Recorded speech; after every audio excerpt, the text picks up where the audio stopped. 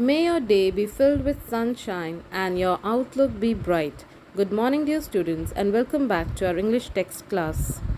Today, we are going to take up our new lesson, that is, Lesson 1, Henry a Chameleon. Children, the story is written by Ruskin Bond. Ruskin Bond is an Indian author known as the Indian William Wordsworth. Ruskin Bond's wide range of short stories, novels, essays, and poems have inspired many writers for the past many decades. He is well known for his role in promoting children's literature in India. He received the Padma Shri and Padma Bhushan award. So, children, let us start our story, Henry a Chameleon. Children, this story is of Henry, a pet chameleon. Children, as you all know, chameleons are in a class by themselves and are no ordinary reptiles. They are easily distinguished from their nearest relatives, the lizards. Now, children, let us move on to the story. The story goes as one day, writer's grandfather, was visiting a friend when he came upon a noisy scene at the garden gate. Men were shouting, hurling stones, and brandishing sticks. The cause of the uproar was a chameleon that had been discovered sunning itself on a shrub. Someone claimed that the chameleon could poison people 20 feet away simply by sitting at them. The residents of the area had risen up in arms. Grandfather was just in time to save the chameleon from certain death. He brought the little reptile home. When the writer first visited Henry, he treated him with great caution, sitting perfectly still on his perch with his back to him.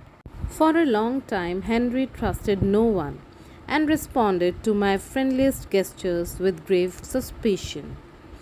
Tiring of his wary attitude, the writer would tickle him gently in his ribs with his finger. This always threw him into a great rage. He would blow himself up to an enormous size, while his color changed from green to red. He would sit up on his hind legs, swaying from side to side, hopping over me.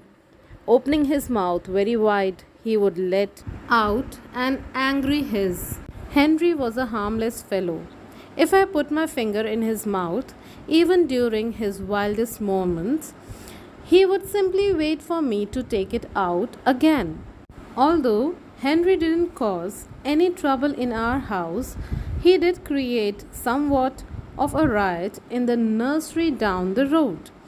When the papayas in our orchard were ripe, grandmother sent a basket to her friend Mrs. Ghosh, who was the principal of the nursery school. While the basket sat waiting, Henry went searching for beetles and slipped among the papayas unnoticed. The gardener carried the basket to the school and left it in Mrs. Ghosh's office.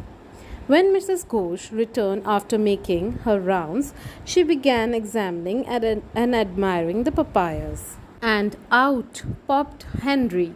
Mrs. Ghosh screamed. Henry's color changed from green to yellow and to red. His mouth opened as though he too would like to scream. An assistant teacher rushed in, took one look at the chameleon, and joined in the shrieking. Henry was terrified. He fled from the office, running down the corridor and into one of the classrooms. There he climbed up a desk while children ran in all directions, some to get away from Henry, some to catch him. Henry finally made his exit through a window and disappeared in the garden. Grandfather and I didn't think Henry would find his way back to us because the school was 3 blocks away. But a few days later, I found him sunning himself on the garden wall. Although he looked none the worse for his adventure, he never went abroad again. Henry spent the rest of his days in the garden. Hope, children, you have enjoyed the story. Thank you. Have a nice day.